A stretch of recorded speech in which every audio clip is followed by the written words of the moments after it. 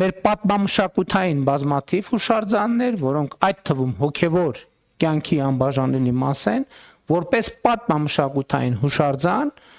պատկանում են պետությանը, այսինքն պետության սեփականությունն են եւ գտնվում են պետության հոգացության ներքո։ Եվ այդ թվում ենթակառուցվածքներ պետք է լինեն, որպեսզի մարդիկ հնարավորություն ունենան հաղորդակցվել այդ հոգևոր արժեքների հետ։ Բայց նաեւ պետք է կառավարությունը խստիվ վերահսկողություն սահմանի, որպեսզի, ինչպես արդեն առիթ ունեցել եմ ասելու, ոմանք այդ պատմամշակութային հուշարձանները չուլան չդարձնեն, որովհետև ելի եմ ասում, դա վիրավորում է մարդկանց հոգևոր զգացումները։ Կարճ ասած, իհարկե այս ցանկը կարող ենք շարունակել, ես չեմ ուզում շարունակել։ Երջանկությունը պետք է արտահայտված լինի պետական բյուջեում։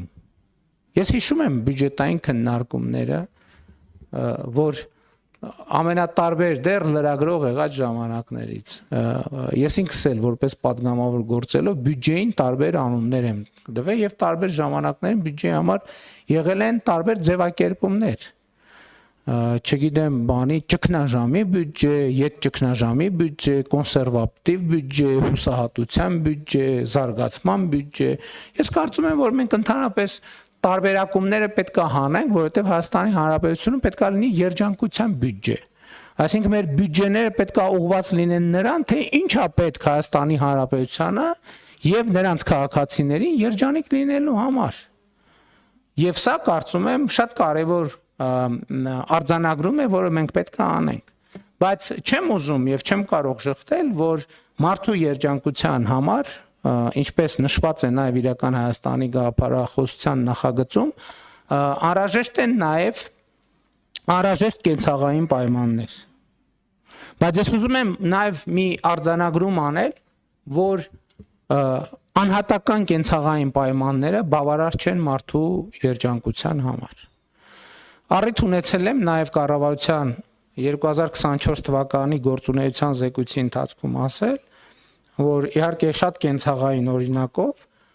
եթե մարդը ունի հարմար նորոգված բնակարան, դա դեռ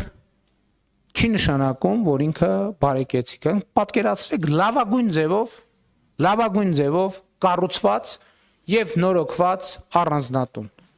Եվ մարդը իր ընտանիքով ապրում է այդտեղ։ Արդյոք դա բավարար է, որ նա համարվի բարեկեցիկ։ Բացարձակապես բավարար չի։